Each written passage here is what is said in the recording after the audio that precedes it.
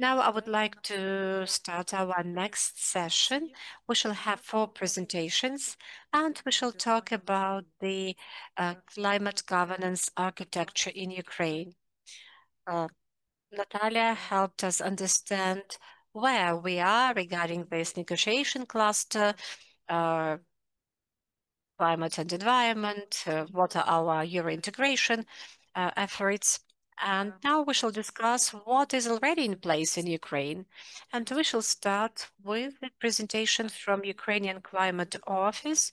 Mr. Shamil Khakimzyanov will do the presentation online. Do we have our participant? Good afternoon, dear colleagues.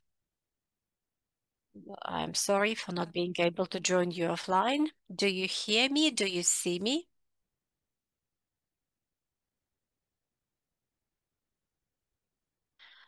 Give us a second and we'll see Shamil here on big screen and we shall discuss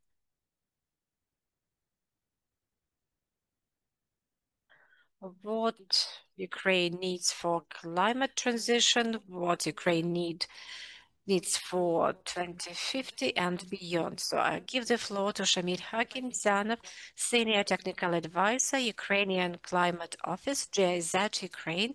Shamil, you have the floor. Thank you very much, Anastasia. I do hope you hear me. Once again, sorry for not being able to join you offline, and I will try to share my screen. Please tell me whether you see the title page.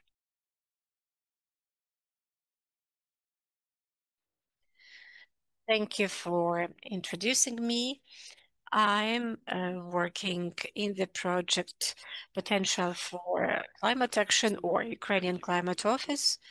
Our project is supported by the Federative Government of Germany and is implemented by GIZ Ukraine. The task of our project is to provide support and consultations on developing climate policies and enhancing capacities. And the primary goal of the project is to establish Ukrainian Climate Office as an independent institution that will be an expertise center regarding climate knowledge and that will support the government of Ukraine regarding cross-sectoral coordination of climate policy. The topic of today's presentation is climate governance in transition and what does Ukraine need for 2050 and beyond. I would like to start with the political context, the architecture of political governance in Ukraine. So these are commitments.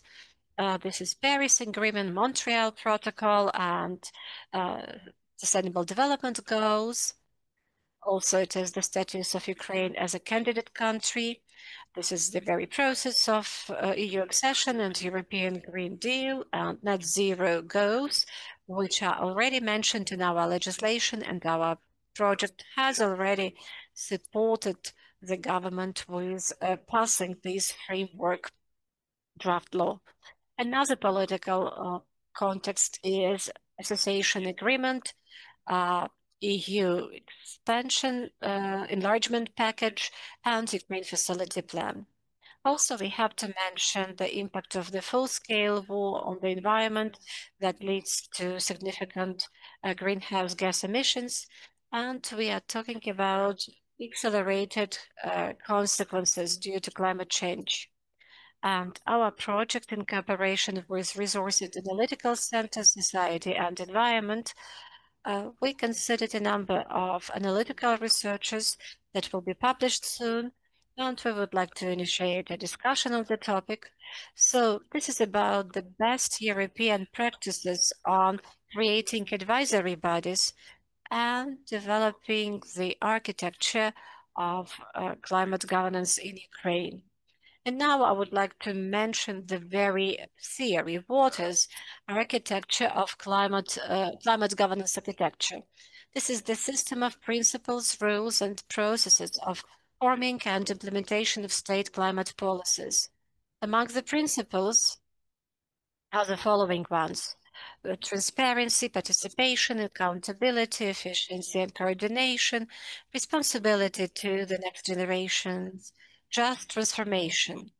Rules are general behavioral norms and competences and powers in the process of forming, accepting, implementation, and control of state policy, state climate policy, and processes, strategic planning and forecasting, integration of climate aspects in all sectoral policies, accounting, monitoring, reporting, and verification of greenhouse gases, forming and implementation of climate change mitigation policies and adaptation to these, and funding climate actions, carbon price formation, and so on.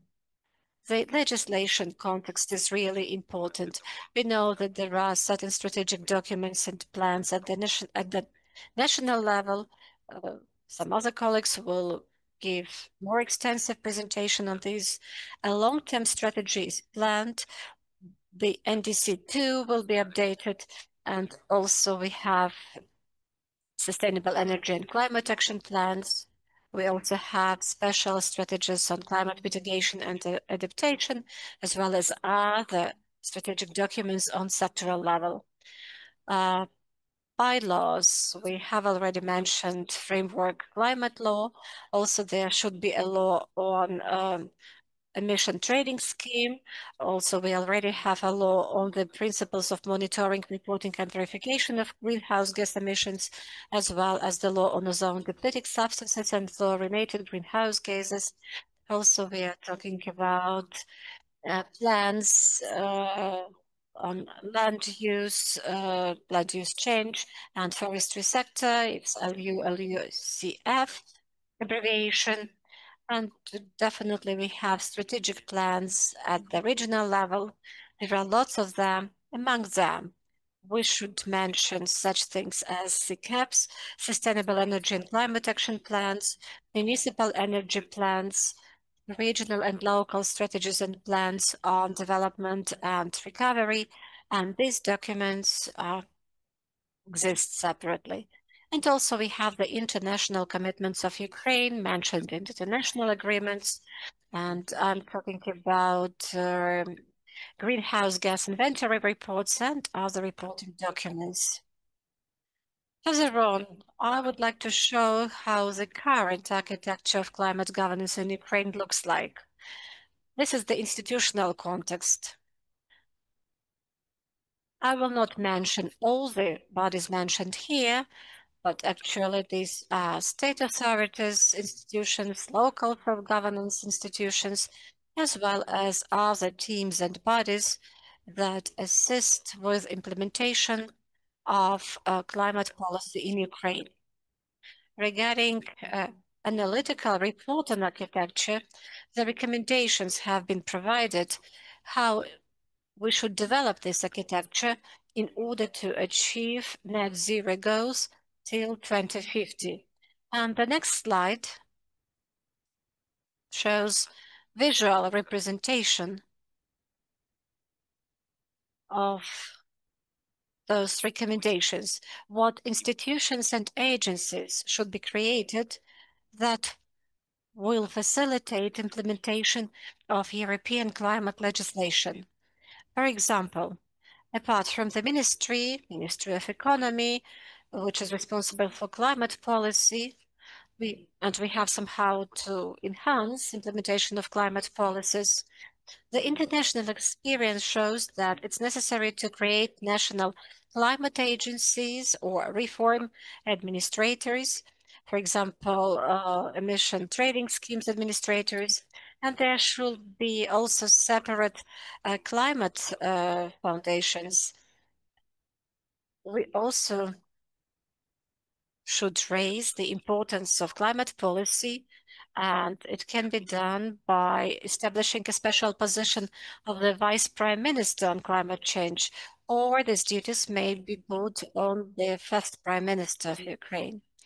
And within our climate law, it is planned to establish special scientific and expert council on climate change for the scientists to be able to provide recommendations to the authorities in adoption of certain policies. And the international experience shows that we should establish independent advisory bodies that also assist with intersectoral coordination regarding implementation of climate policies. Also, it is important to engage not only the state authorities, but all the stakeholders. So apart from local authorities and national authorities, it is necessary to engage the public organizations, academic community, business community, as well as expert associations, donor support programs, and youth. Regarding the very recommendations, I will start with the most priority ones that were provided in our report. According to the Ukraine plan indicator, Ukraine has to establish the provision on scientific and expert council on climate change. Also, we have to adopt the second nationally determined contribution. Then we have to develop the draft law on the system of emission trading schemes and greenhouse gas emissions. Also, we have to adopt LT-led strategy, and we have to update the national plan on energy and climate till 2030. In order to implement all those reforms, we have to ensure efficient institutional mechanisms to preserve the priority of climate issues in the Ministry of Economy.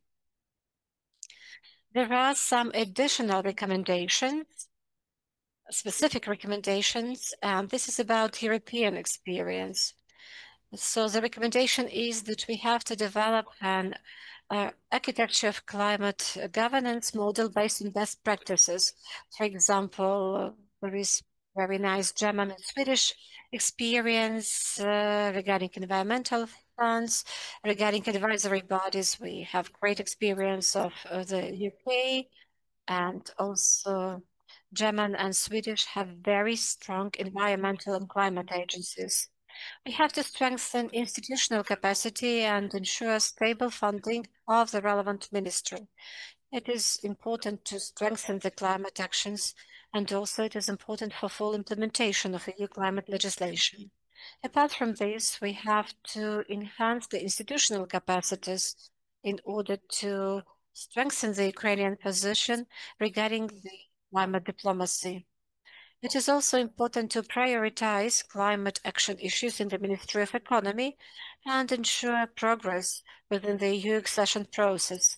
I'm talking not only about Chapter 27, but also other relevant chapters. And we also have to implement Ukraine facility indicators, and we should also plan recommendations from the progress report on Ukraine under the European Union enlargement package. We should ensure integration of climate aspects into all sectoral policies.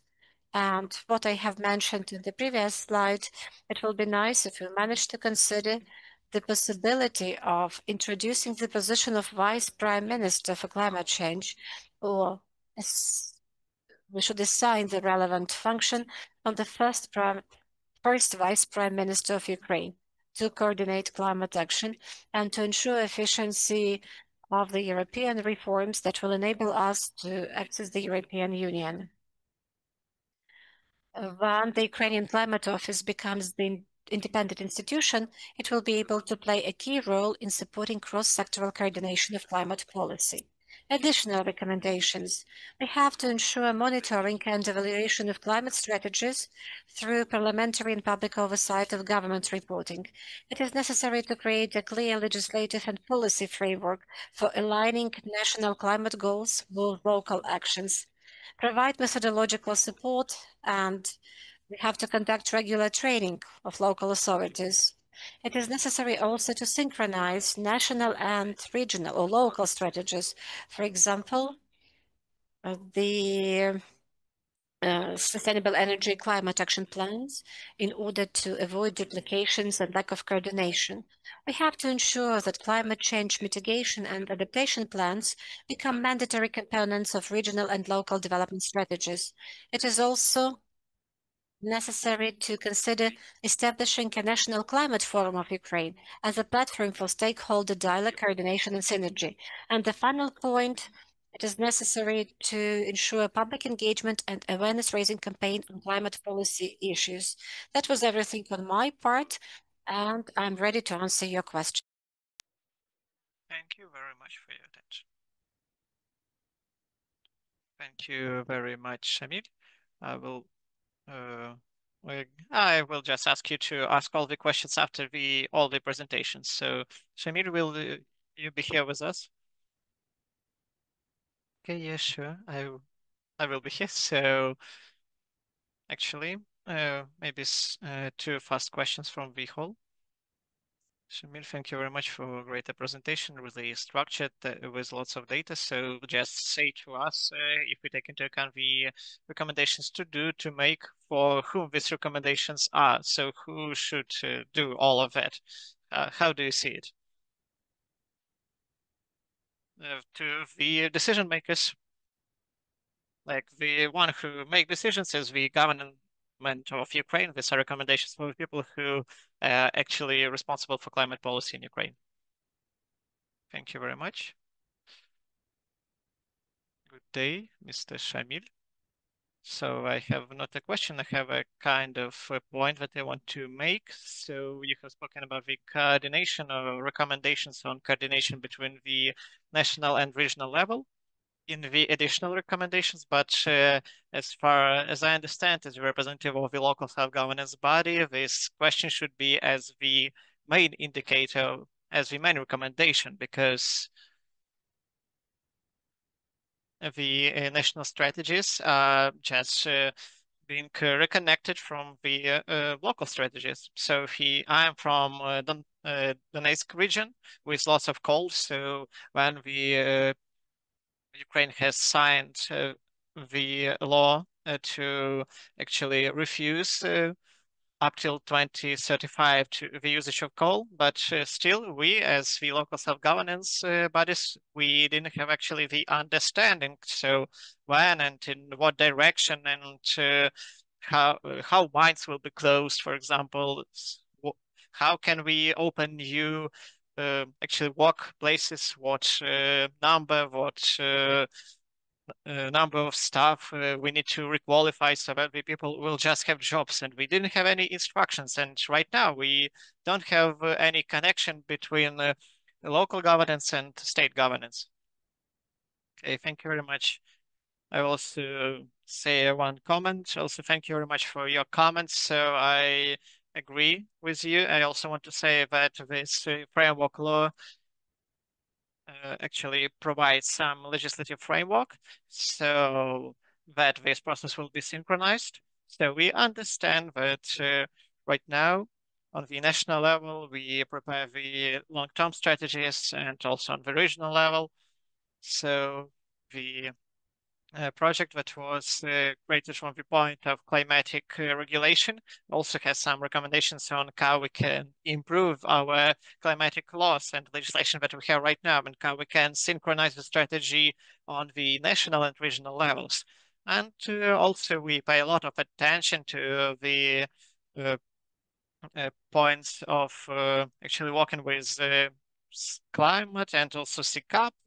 I will not speak in detail about all of these frameworks, but we will also recommend these goals to improve the synchronization between strategic documents on the national and on the local level, because the regions are the ones who will be responsible for achieving the goals on national level. So thank you for your comment. Thank you very much. Thank you very much, Shamil. So we will just track the research so that we will be able to download it, and we will move on because we are a bit late. So I will pass the floor to Andriy Kitura, the head of DiXi Group and head of the Green Transition Office. And he will speak about the place of climate policy and climate governance in the strategic priorities of Ukraine. So, Andriy, you're here with us. We can see, we can hear you. Good day to you. Can you hear us? Okay, so you can change your presentation. You can show the presentation. So you should see it right now.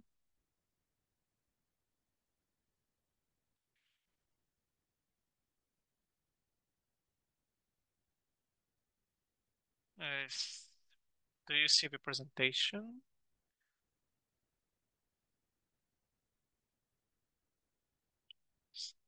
So I will start right now.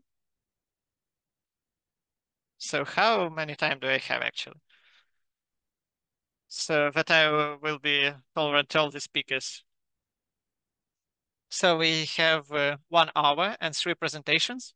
So 15, 20 minutes will be good for you. If you will be able to actually be here after 2:15, we also will be able to ask you some questions because one of the speakers is really ill and we will have some other presentations, but later we will have some time for the Q&A session with you after the lunch break. So right now we can focus more on the presentation. So thank you very much. So I will try to do it in 15 minutes. So my name is Kitura Andriy. I'm the head of the development of DiXi Group on actually green transferring climate policy. And I'm also the actual Green Transition Office is the expert body that was created to support the government in the creation and implementation of policies in climate change and energy. So today I will speak about the climate policy.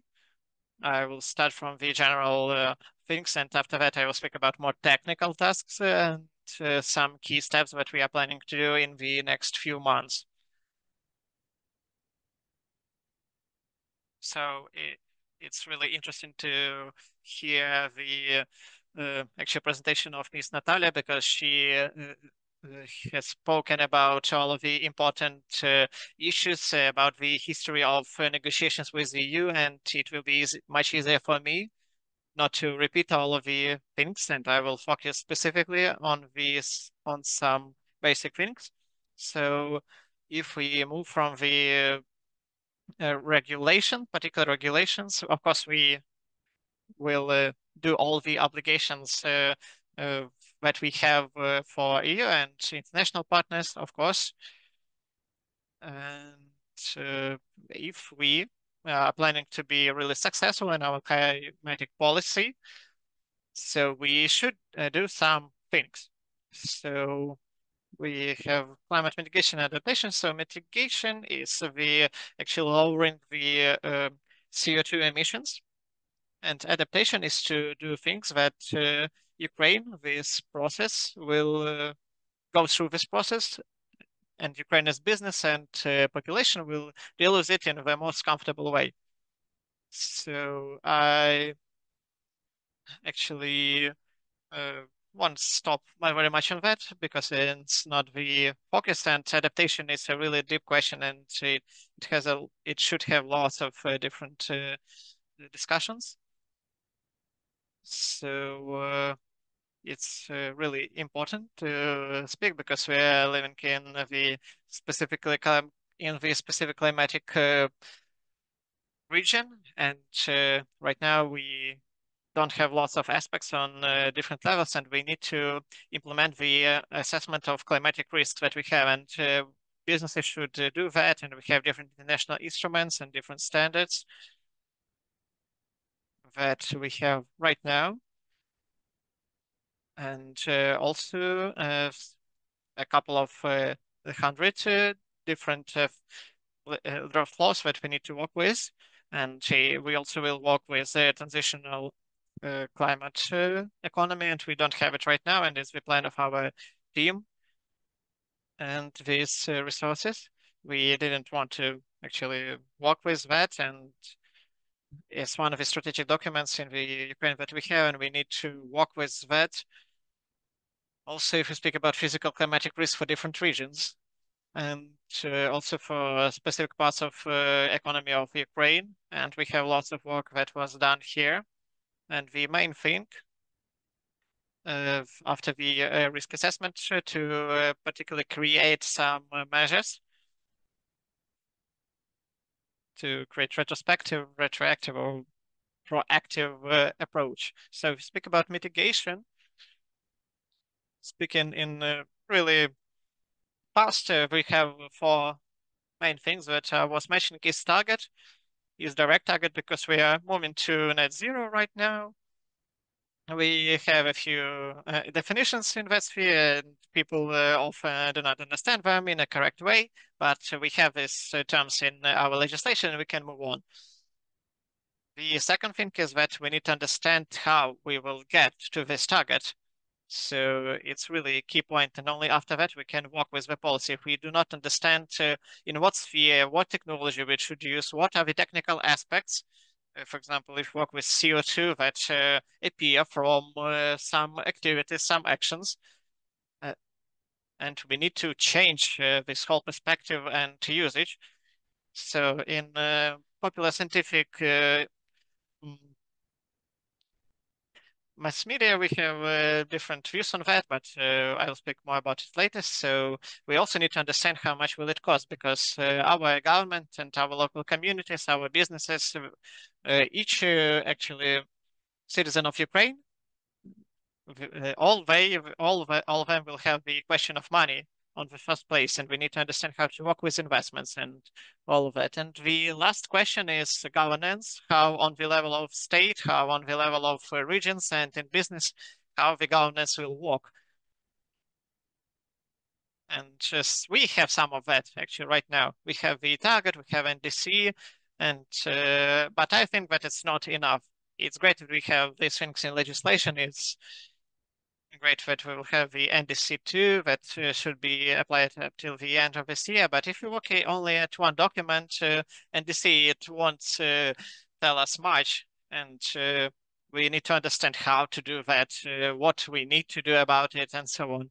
So we need to work with the cabinet budget later. So this is the document that is being used in a few countries of the world, and there is a principal difference between what we have right now and between the actual deep sectoral researches on the actual CO2, on the potential. And later on the other panel, there will be some questions about this particular issue. It's a really complex question about the particular targets on particular spheres of economy. And also we can't actually create the policy without the experience from other countries, and we want to understand how much it will cost to get to this target. In the and we won't be able to create the reforms in particular economy sphere. So speaking about the technology and policy, so we have a few initial policies, sectoral policies that we have created and that we need to also to create on. We have the agenda. We have kind of home task for us, the to-do list. So this is with what we will actually work. So what will be actually useful for us to have is that we need to create the impact assessment and policy assessment. Speaking about the particular climate policies, when I mean fact, when we are speaking about impact assessment, is the aspect of actually lowering the CO2 emissions. So we are speaking about what EU actually expects from us. So the policies should be assessed in the view of expected lowering of CO2 emissions, and we need to understand on which stage we are. And also there is work that needs to be done in this sphere. So we have right now the understanding of costs. We have lots of numbers about the different expected views. So we have tens, maybe hundreds of billions of euros, and we need to take this money from somewhere. We have one targeted income. It could be taxation, but all of other events have been financed by the Fund of Decarbonization and some other funds, but Ukraine as the state does not understand exactly where to get all of the money here. And I want to pay attention to the fact that it has the carbon tax in different forms after the reform will be here, and some directive obligations. It's the part of the same policy choice how we can actually reduce the number of CO2 emissions when you do that on the market, and when you believe in that market does its thing better than you. And but then the state is directive, and the state creates some kind of strategy for this sphere. The country believes that it's more clever in this situation and changes the market, but we have supporters of this and that idea. So the problem here is also when in Ukraine we are discussing different variants of policies. We do not operate the topic of the highest possible cost of all this reform. We do not actually count them. And you can take a look at the example. So we had the strategy of isolation of buildings. And if you will try to cost all of that, it will be just kind of lots of expenses that need to be done. I just want to say that if we speak about CO2 emission reduction, the policy will have minimal effect, and it will need lots of financing. So we will have different actual social goals, but when we actually will work with this sphere, we need to have some better policies. We also does not have right now framework, taxonomy, like the criteria of what should be sustainable, and it's the base that allows us to actually mobilize the financial resource and get the particular leverage on which we can work. So if we speak about governance, Shamil has spoken about the infrastructure that we have right now.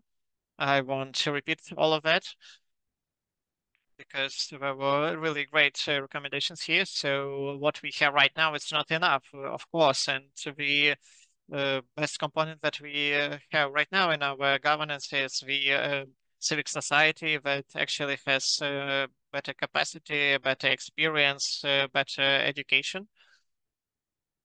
So what we need to do?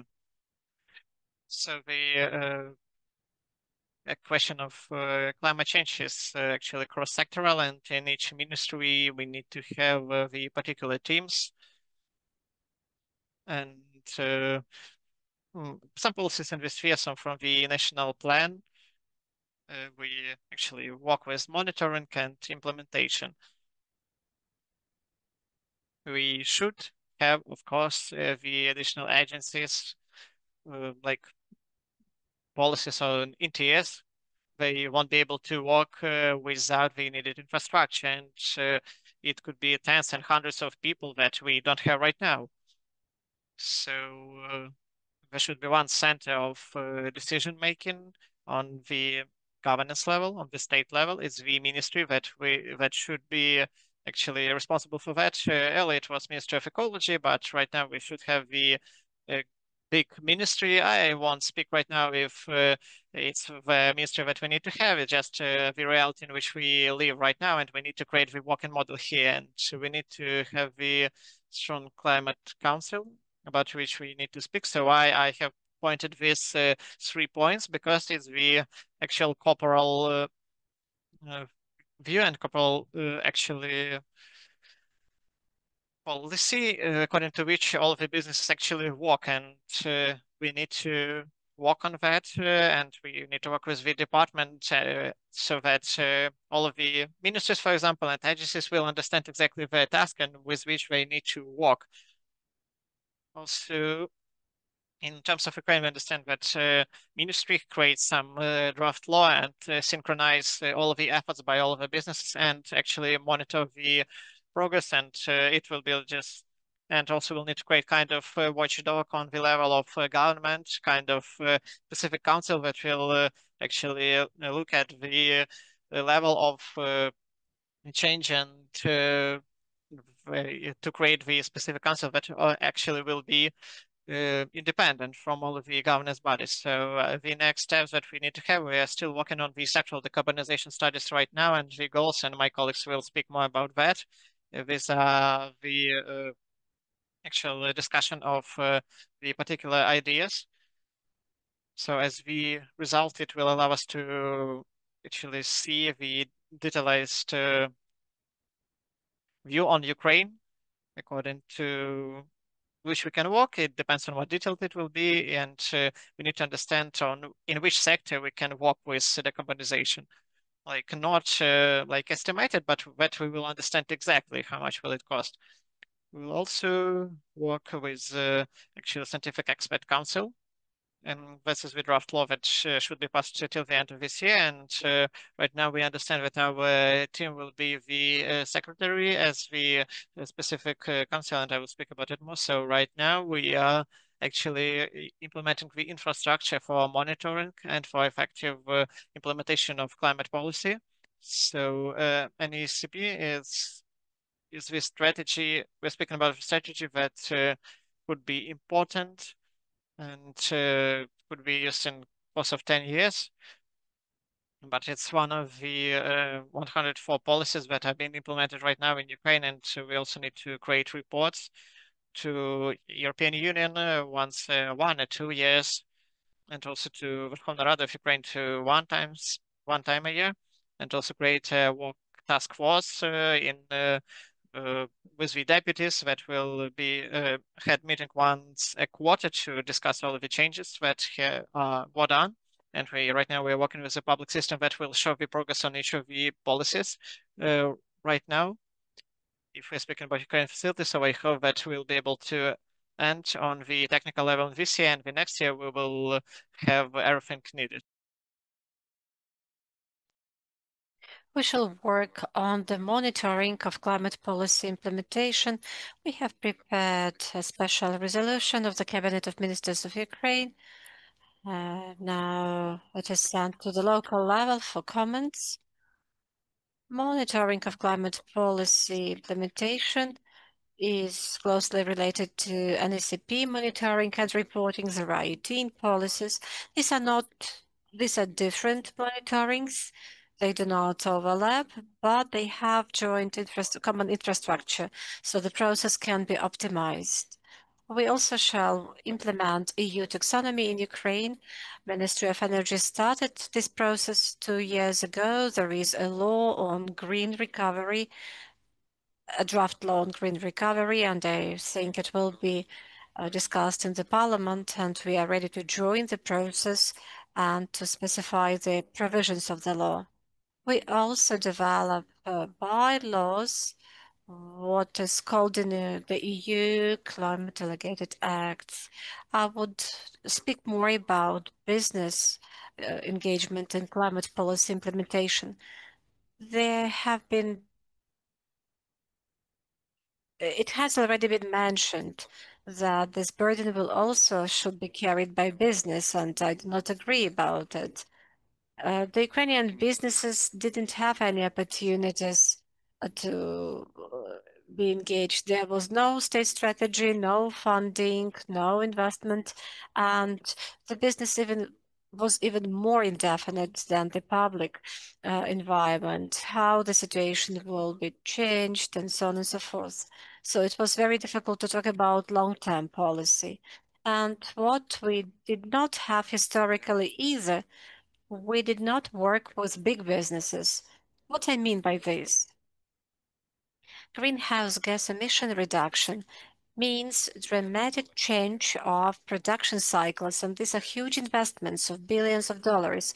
Nobody will do it if we do not have a business case. So nobody will be able to invest into these cases. If you think that Ukrainian business is bad just because, and it doesn't do it just because it is not able to do it, and if, for example, the Europeans or Americans would come here, they would do it better. It is not that easy. Unfortunately, it works in a different way. For example, if we take cement market, it is non-Ukrainian business mainly, but they face the same issues as the other countries. So the difficulty with achieving climate goals will be related to two factors. We do not have our internal resources for internal funding, or it is very expensive. And the second point, we do not have the infrastructure for good attraction of external funding, and we have to work on this. And we shall support the government regarding strengthening its capacity. And it will be about supporting different ministries like Ministry of Economy, Ministry of Energy, Ministry of Finance, National Commission for Securities within our current projects. And now I would like to talk a bit more on Scientific Expert Council on climate change, because it is one of the key changes regarding climate governance that will take place in the recent future. I would like to mention how such councils are working abroad, and I fully agree with Shamil. The best example is the UK. They were the first to introduce the Climate Change Committee that consists of two subcommittees, Adaptation Committee and Mitigation Committee. This is independent financially and politically, an independent authority that does monitoring of policy implementation progress. It also provides the recommendations how certain policy can be changed in certain sectors. It reports in the parliament and can criticize the government. So this is another level of political culture, something we still are striving for. But there are a bit more than 30 such committees, and there are some other ones which are also very mature, like Canadian committee and Australian committee, but still they are lagging behind Britain in this respect. And the key goal of this council is that it consists of famous scientists, practitioners, representatives of business, representatives of the government, and they act and they use evidence-based approach.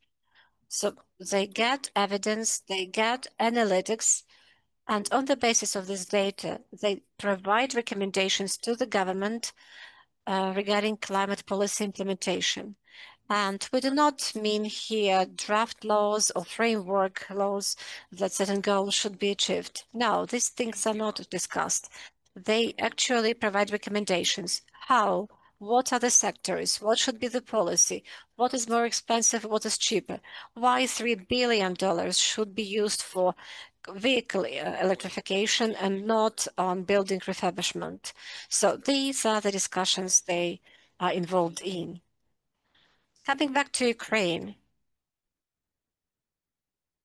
Ukraine Facility Plan presupposes scientific and expert council that will perform the same functions.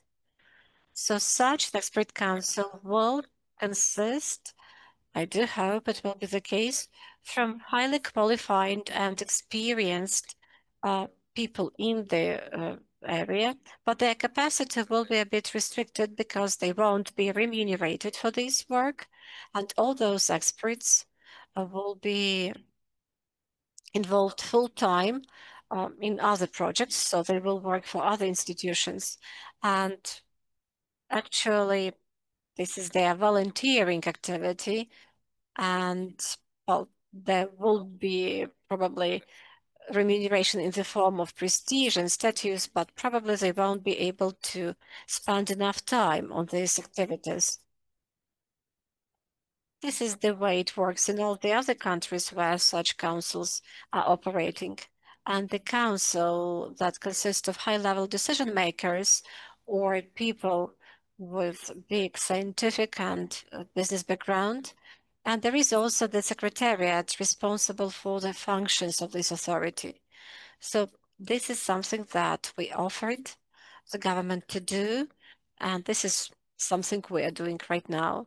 And a bit more about Green Transition Office.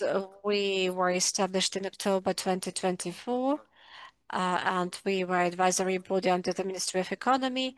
We have the provision on our mandate that determines our functions and tasks.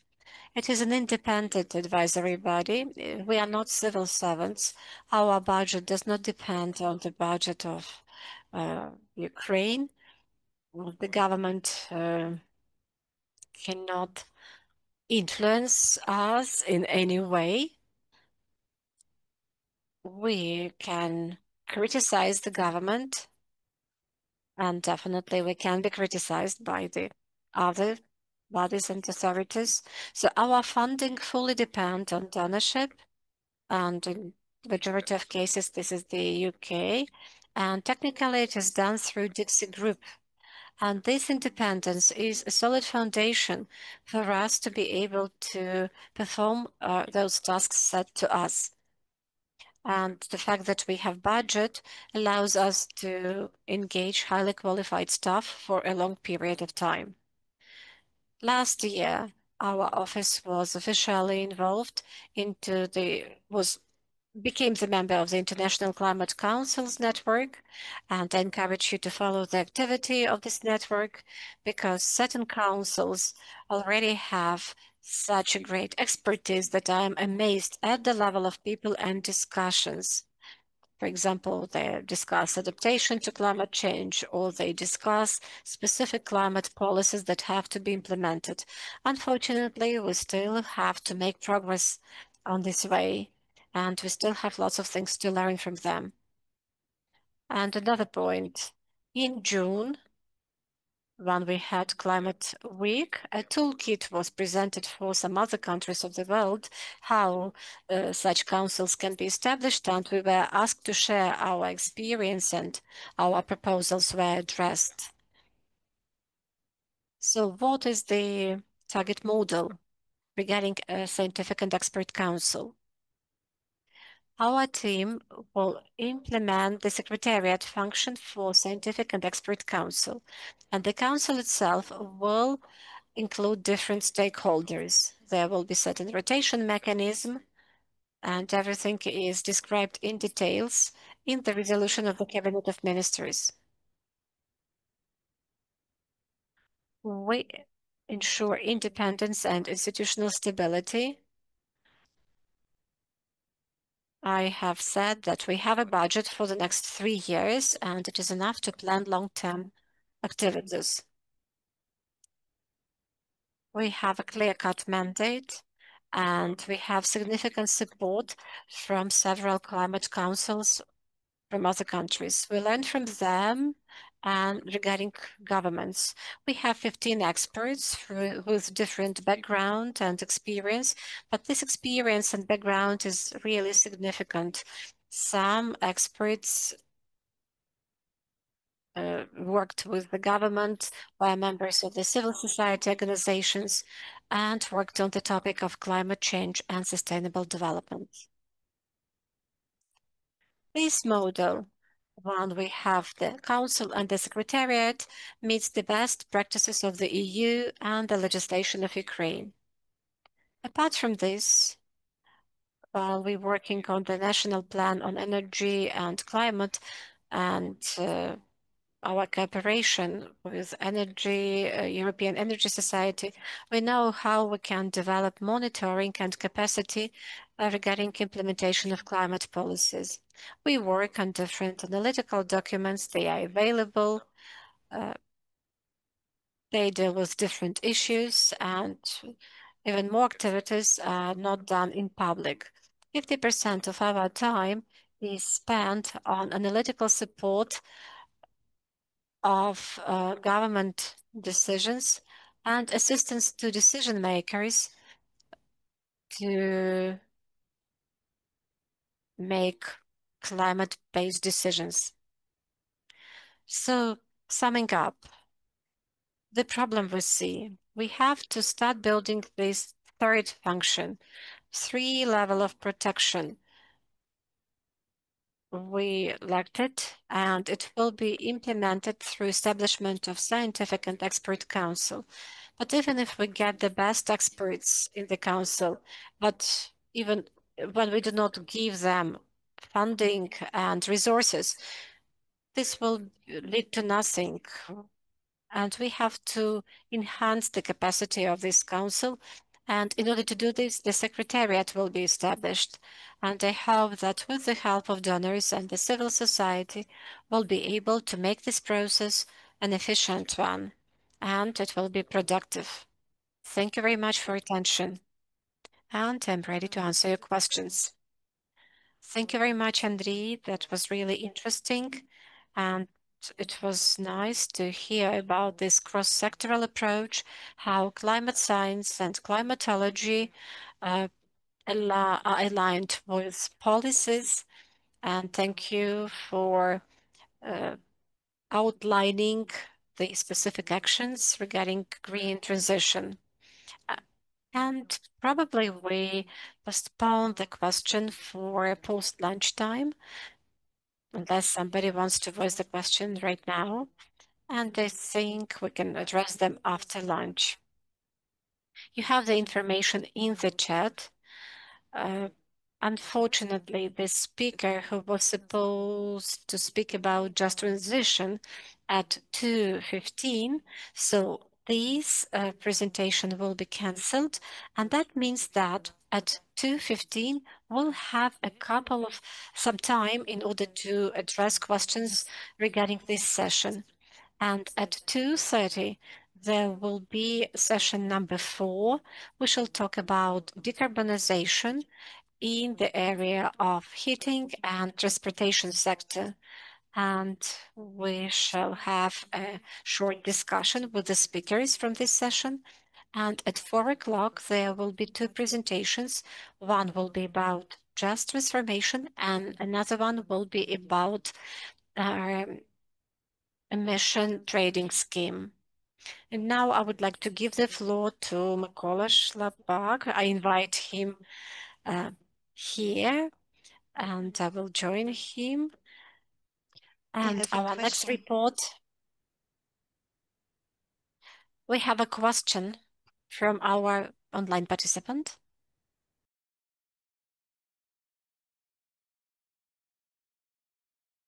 Yeah, sorry, Anastasia. I have not a question. I have a clarification. It's a very interesting panel here, and I just wanted to say that in the course of the study on climate governance architecture, which was mentioned before by Shamil, we have also looked in the options of supporting the future scientific expert council, including the potential institutional setups and the secretariat functions. We have also been supporting the drafting of the resolution for the scientific council. And here it was now presented that GTO is or the Green Transition Office is the solution for the secretariat. And it's true, it's one solution. I would like to emphasize that, but in any case, several solutions are conceivable, including a role for the Ukraine Climate Office as an independent and neutral body. And here I would like to say it's important to note that no final decision has been taken yet. And I believe it's essential that such decisions are made in an open and inclusive manner, and they reflect both the institutional mandates and the broader governance vision Ukraine is aiming for. So I would like to see also the question we had before about the local level, that this study on climate governance architecture, which was done and the advisory bodies, is discussed within the government and also with stakeholders. And then we will see how the decisions will be made. It's no question, just a statement. Thank you.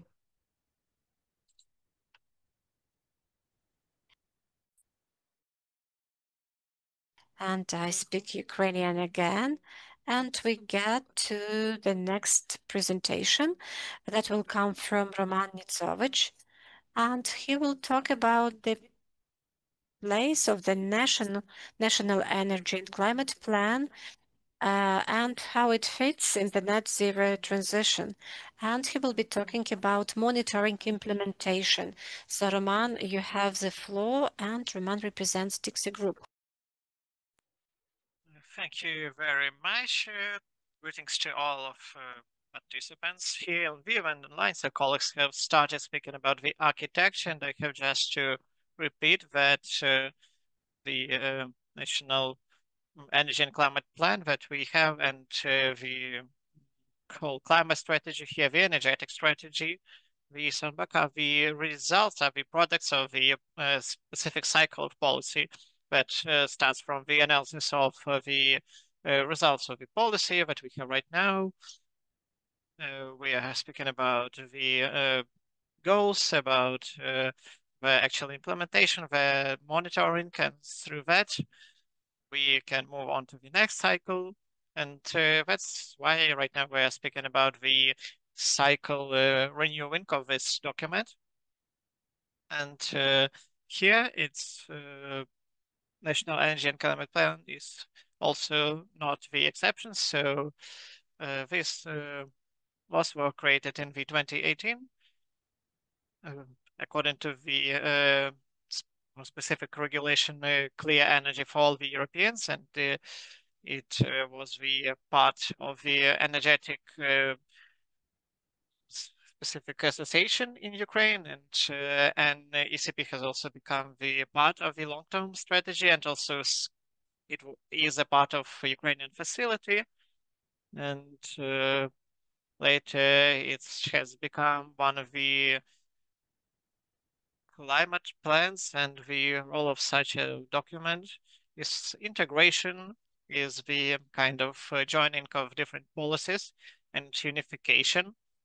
So the policy here is to create this matrix of goals and to do this middle term planning, to create coordination, and it actually helps us to identify the needs, to strengthen the international cooperation here, and so on and so forth.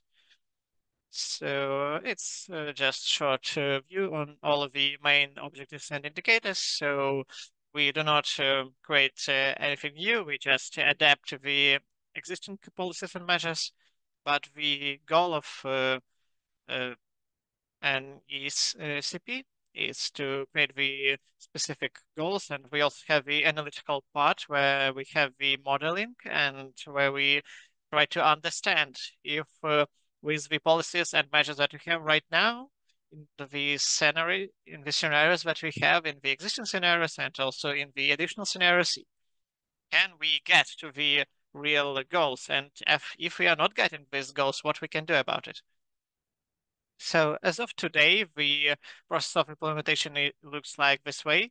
So after the really fast creation of this body, we have created the specific task force that will have the meetings regularly and speak about the implementation, about the particular pitfalls that we have here. So to support the implementation, we work with the Office of Green Transition and also the program of DiXi Group. I'll speak later more about our independent monitoring here. So even taking into account that actually the Energy and Climate Plan was created not so long ago, we still have the obligation to create the comprehensive actual reporting, and in really fast way we have created the documents to actually take into account all of the rules and regulations of the EU. It was a really comprehensive process, and on the 15th of March this year, we have given all of the reports, and they actually concentrate on policies and on the goals. So I also speak about it in more detail later. So we have the project of particular regulations. on the renewing on some goals. So we are creating right now the proposals how to renew the process that we have right now, because the resolution of Cabinet of Ministers shows that we need to submit all the proposals.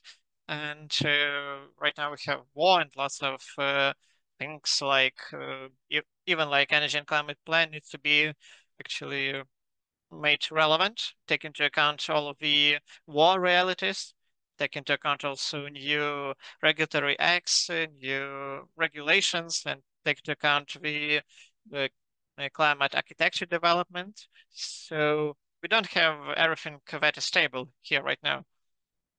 So we are renewing as the number of policies, the number of acts which we try to do. We are conducting new modeling for both scenarios.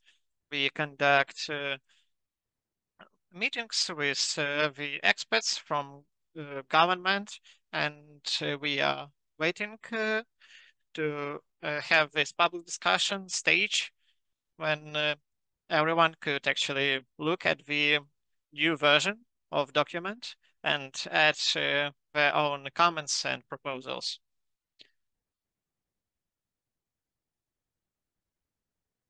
So the resolution by cabinet ministers of Ukraine, the cabinet ministers start looking at this proposal at the end of this year, and we actually need to go through this process, and together with the partnership organizations of civic society, I hope that we will be able, on the stage of public discussions, we'll be able to actually show some policies in a more qualitative way and to improve the document itself. So if we speak about our independent monitoring, so don't confuse it with the monitoring that was done by the Green Transition Office, because this office helps the ministry, and we can criticize the policies even more and the team of the office. So we are not waiting for the finishing of all the regulatory acts to be implemented. We are doing it right now. So on all of the policies, you can see some indicators. So you see the main progress here. So we need to understand that this document also involves the existing policies and targets that are being attached, and also the planned progress. So that's what is written in the regulations of European Union, and is how the logic looks like. So the high scores of implementation is not because everything is great, but because of the fact that some of the policies actually work right now. We understand that the dynamics from the quarter to quarter, we see some progress. And of course, we are happy about it. But of course, the progress is not unified, and we try to track it through the public media and also different requests that we send. And also some insights or some specific things, we do not take them into account. We only take into account the documents that we can get publicly. So taking a look into the progress, we see that it's really being made. So the first scheme that you see is on the second quarter of the year. So right now we're creating the third quarter of the year report. So if we are speaking about how we can implement it during the war, we have seen that the actual impact of war, of course, we see it, but we still are able to work without taking it into account. So some of the policies are not available and could not be implemented in the martial law, but some of the policies could be made even faster. If we are speaking about the creation of distributed generation of electricity, for example. So if I'm speaking about some normative legislation plans, we also can do it right now.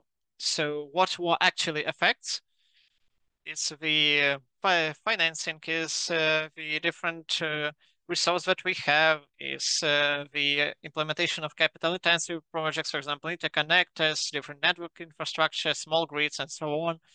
We also have the deficit and shortage of material, technical resource, financial resource, and human resource. Also lots of risks that make the investment not that great. So all of the materials will be sent to you, and you'll be able to take a look at all of our documents. Apart from monitoring, we also deal with special topics that needs to be looked into in more detail. So it helped us with the creation of the actual new edition. So each of the actual editions has different links to some tables, and you'll be able to take a look on the tables and understand how each of that policy actually works. So we have this kind of argumentation here. So if we are speaking about the integrated progress report that was provided by the by our sector, and we are speaking not only about the objectives, about the targets, about policies and measures, but about the path how we are going on according to the strategies that we have. So if we speak about renewable generation, we have the as completely other schemes, we have other researchers, and while we were preparing this report, there was a problem with data because there is no statistics. We don't have data on the some regions, and the part of information are also classified because of the security reasons. Also, but all the information is also being renewed constantly, and it was really complicated to prepare the information by our colleagues. And also the restrictions when we are speaking about financing and some financial constraints. And I'm sorry, I'm finishing. So when we are speaking about the next steps that we can do about the updating, we are getting ready to the climate law to have the particular agenda so that there will be a preparation procedure that will be approved, because in 2029 we will need to create a new version of the energy and climate plan with the 2040 on horizon, and colleagues from the Office of Green Transition, we also plan to support the government with implementation and with coordination. We are also awaiting some feedback on the reporting that we have, and also it will help us to actually improve the implementation of the plan, and also the dashboard that was mentioned. It's also in our plans. From our point, we will continue working with actual independent monitoring. So we will create the stereo pictures, so it won't be limited only by dashboard, and we will see all of the aspects. So on this point, I want to thank you for your attention. I hope that I have taken your time. So we are moving on to the next presentation. So this presentation will be really informative, and it will be new, actually, as far as I understand. So we'll speak about sectoral decarbonization studies, and I will pass floor to Mykola Shlapak, the experts with the climate change and climate policy and green transition. So I will ask you to get the presentation on the screen. Thank you very much. Good day to all of you. I will try not to take lot of your time. I'll just speak about the main things here. So today's morning I was told that climatic neutrality is would be achieved. So we just need to run there. So Ms. Natalia has highlighted that that's what we need, because it will be the important part of European integration. And we need to answer the question how to get there and where to run and which path to take. So right now, Ukraine, in course of tens of years, have shown the actually different reports on the particular different climate changes and different emissions that we have. And we right now understand the situation that we have and to which situation we can move on. But when we're speaking about the goals for future, so the goal that we have right now up till 2030 to 2035, that will be presented the next week. And there will be the document with the goal for 2020, 2035. We know only the some of the parts of what we have actually here, and we are speaking about millions of tons of equivalent of CO2. So the more to the future we go, the more we don't understand how we can reduce these emissions and what the emissions will be exactly, and how we can get to this climate neutrality. So this end point, it's also really uncertain, because the climate neutrality is kind of balanced with the emissions that will still be in other sectors, and will be kind of emissions that will be taken by soil, by forest.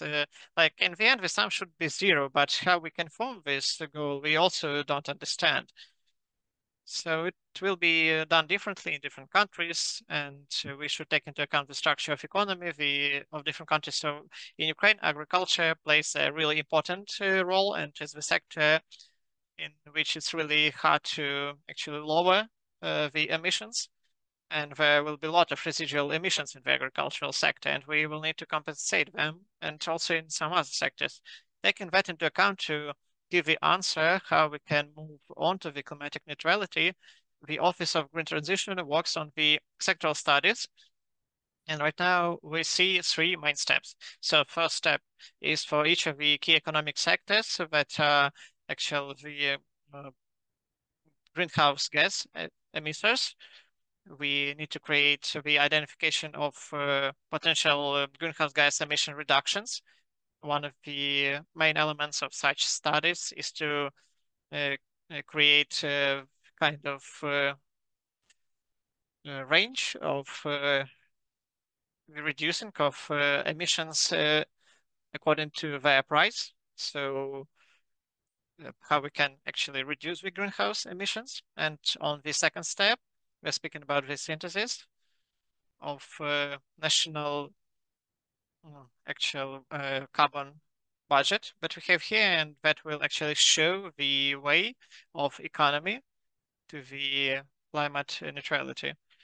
So the three main issues on each of the sectoral researches, sectoral studies, it's what the potential is, how this potential could be got, and what is the price of this neutrality, and how we can actually connect the different measures with the climatic goals that we have, and it will be one of the key sources. So each of the international financing in this or that way will become the climate financing, taking into account the priorities of the countries.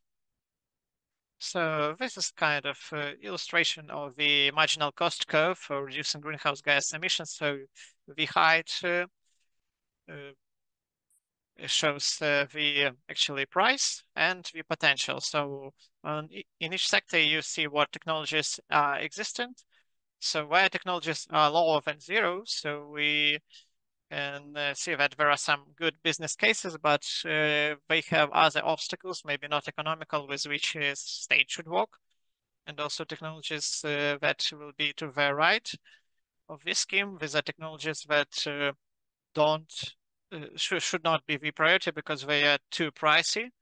And maybe for them, we need to invest into the scientific projects to maybe reduce their price.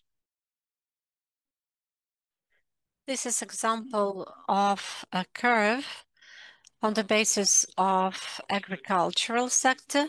And here you can see different potential, different cost, and we analyzed about 20 technologies.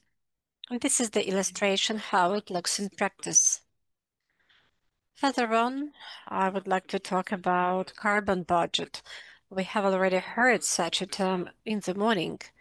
And this term may be used in different contexts. So this is actually a certain amount of emissions that can exist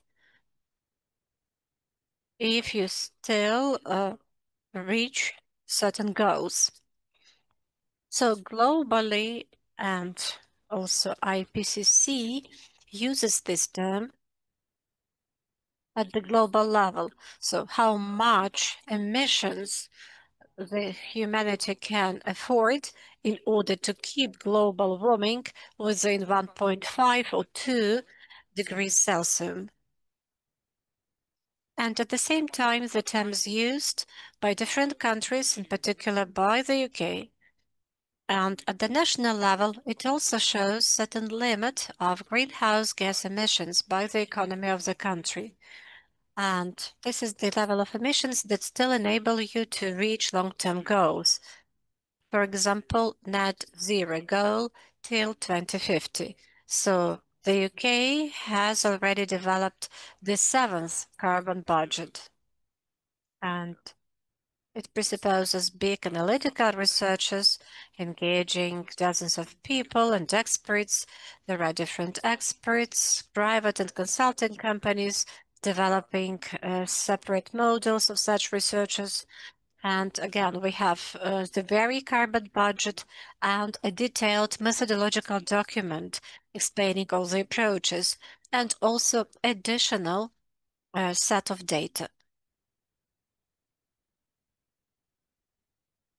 And we have net zero goal for Great Britain till 2050, and we have the trajectory how this goal can be achieved.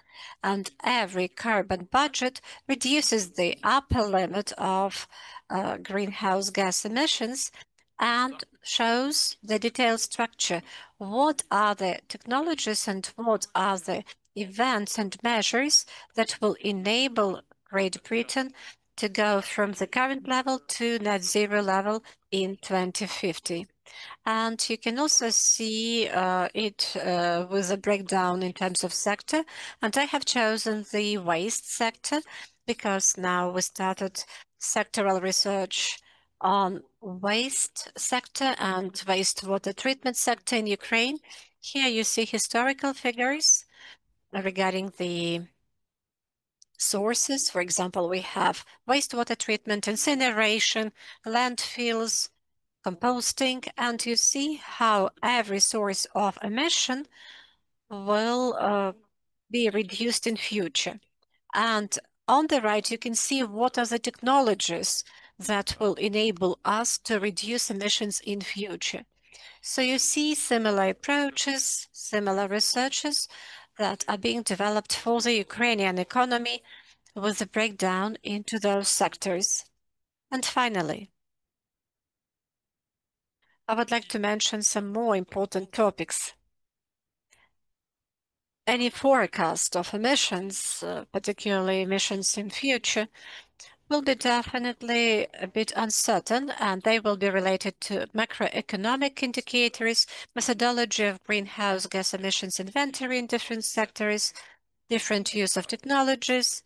And for Ukraine, this uncertainty and indefiniteness is even higher during the wartime, because definitely we cannot be fully sure about the territory control, industrial facilities present in certain territories, the population on those territories, and economic growth rates, as well as many other factors.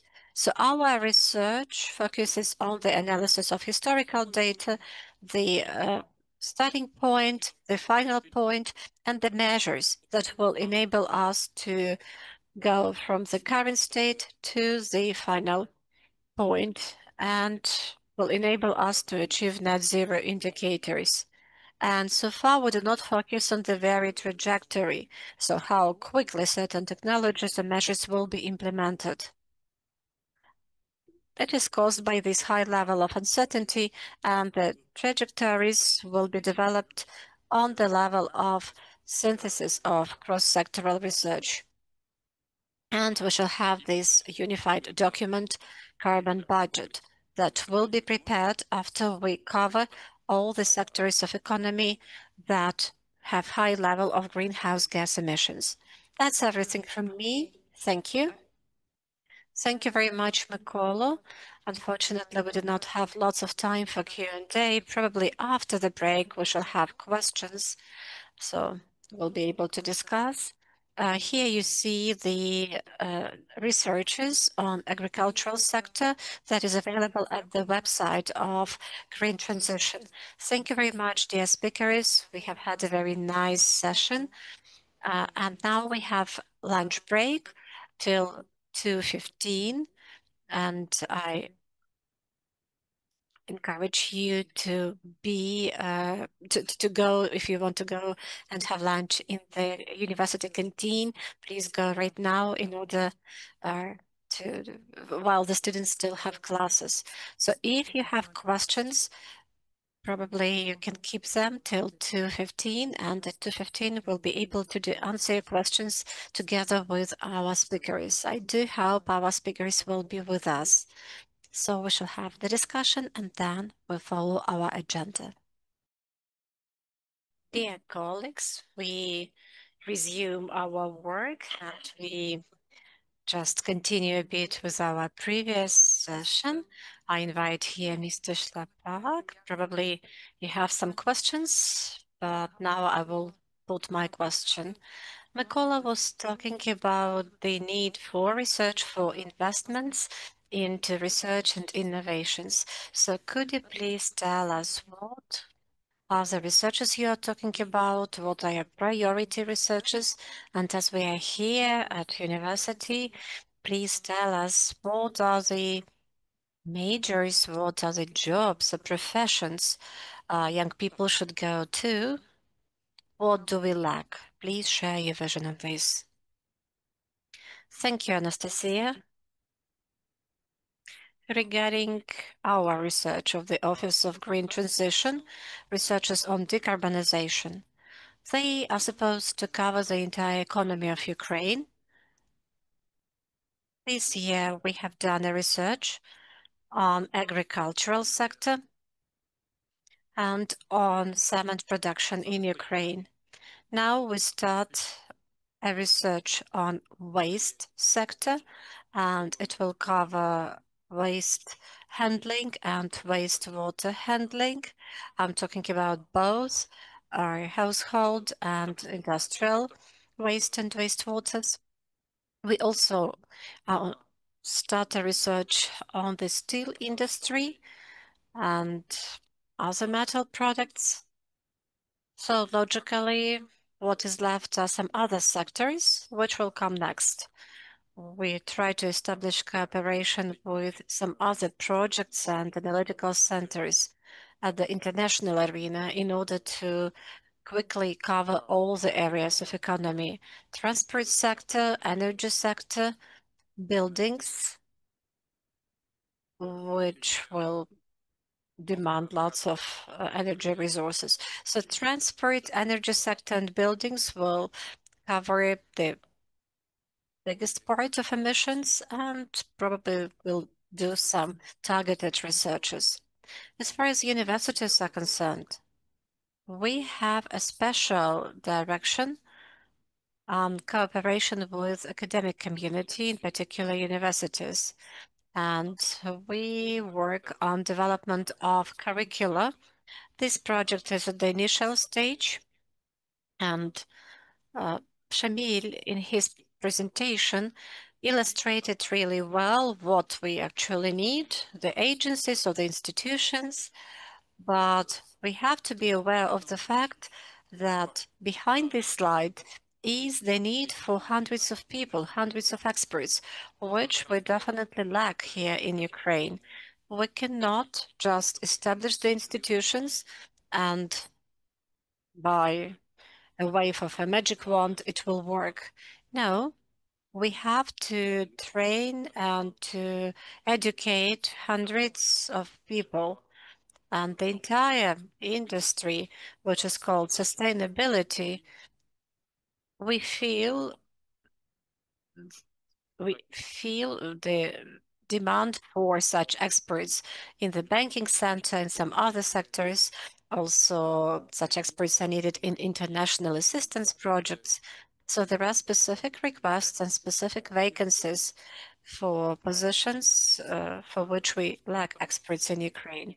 And yes, it is related to universities and curriculum.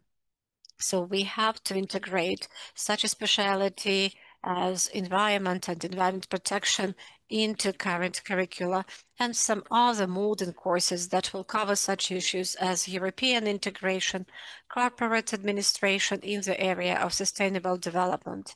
In foreign universities, there are special master's program on sustainability or on some other issues. So these are specific programs where people study in order to later work in these areas.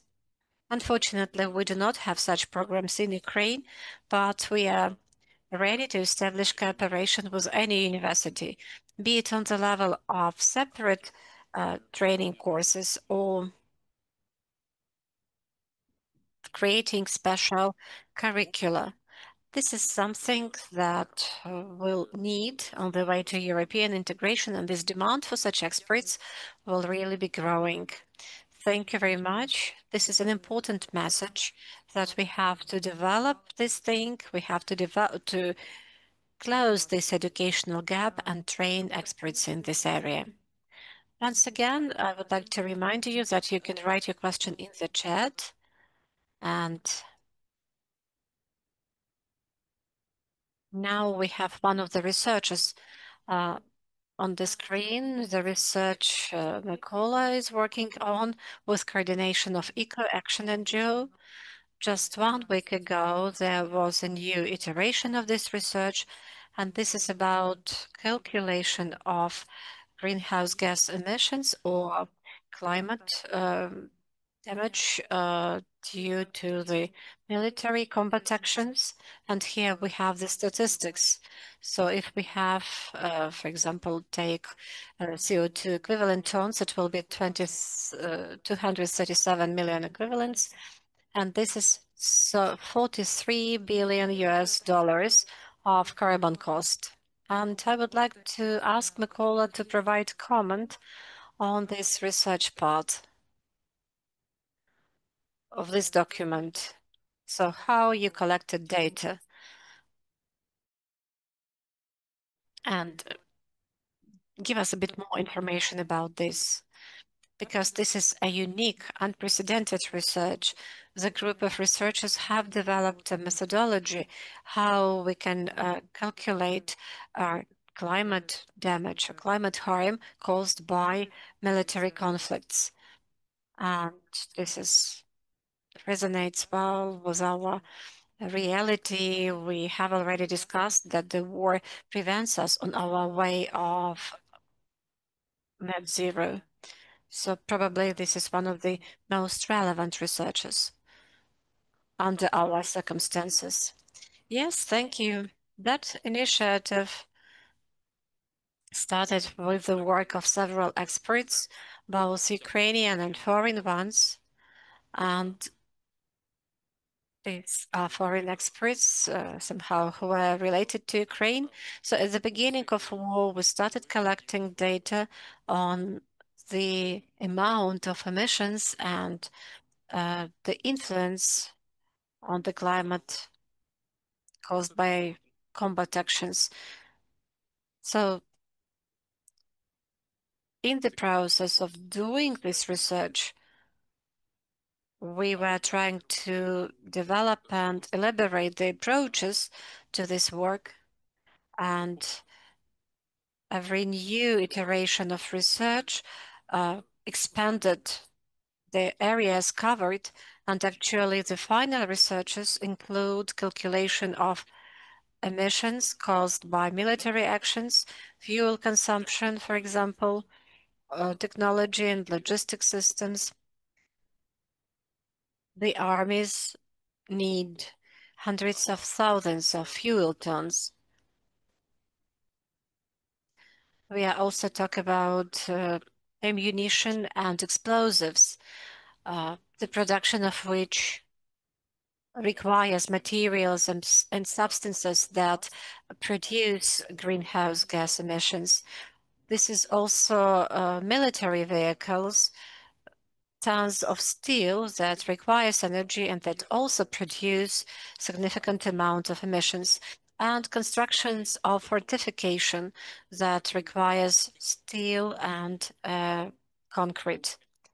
So if we are talking about direct emissions caused by military actions, the big part are emissions from destruction of infrastructure, and we have to reconstruct and recover those buildings, and construction is steel and concrete, and again, this is about big emissions. So the general amount is so big that it can be compared to the emissions of certain small countries. So we are talking about several hundreds of million CO2 equivalents. And all the emissions in Ukraine now are approximately like this. We also have indirect impact. For example, the cover page of the report shows a screen from the flight radar, and it shows the impact on aviation. Lots of flights have been redirected, started using some other routes, and as a result, we have additional greenhouse gas emissions. This is related to the closure of Ukrainian aerial space, as well as the closure of Russian space for foreign airlines. And it's about lots of aviation routes. So these are the categories we worked with, and on the basis of this experience, we have prepared some general guidelines that summarize the approaches to calculating emissions caused by military actions. And some of these emissions are not inventorized. By the way, I have forgotten to mention significant emissions caused by fires. If we look at the map of fires during 2022, 2024, we clearly can see the front line, and it is related to both direct impact from explosions and ammunitions and some other sources that can cause fires. And also it is related to the fact that in the combat area, there are no opportunities to respond to those fires and to put them out. So we have huge areas of agricultural lands, forest areas, steppe areas that have suffered from fires for these 3 years, 4 years of war. And as a result, we have significant greenhouse gas emissions, which are not inventorized and are not included into reporting because the national emission inventory includes only data from national statistics, while all those fires are not part of statistical forms and later are not inventorized. Thank you very much.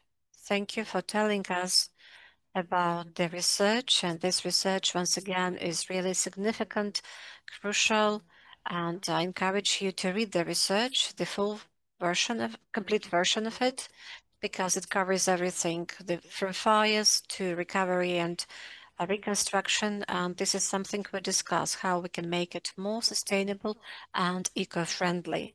Thank you very much once again.